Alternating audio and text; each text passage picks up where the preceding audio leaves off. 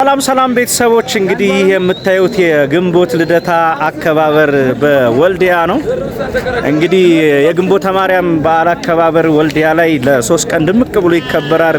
እርድ ይታረዳል፣ ጠላ ይጠመቃል። በቃ ማህበረሰቡ እየተጠራራ ፕሮግራሙን የሚያደርግበት ነው። ይሄንን ትንቂት እናሳያችኋለን።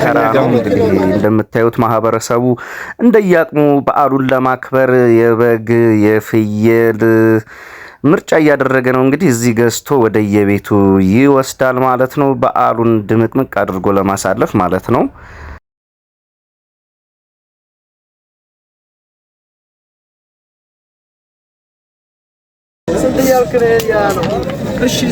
ከዛ የበግ እርድ ፕሮግራም ይደረጋል በየጎረቤቱ ሁሉም እንደዚህ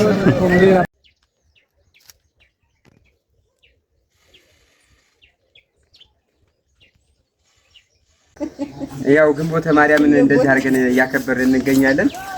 ያው ወንድማችን ደርቤት አመጣ እንደምታዩት ደግሞ እንግዲህ ቤተሰብ፣ ወንድም፣ ጓደኛ፣ ጎረቤት እየተጠራሩ እንደዚህ አንዱ ካንዱ ቤት እየተጠራራ እንደዚህ እንግዳውን እየተቀበለ ያስተናግዳል።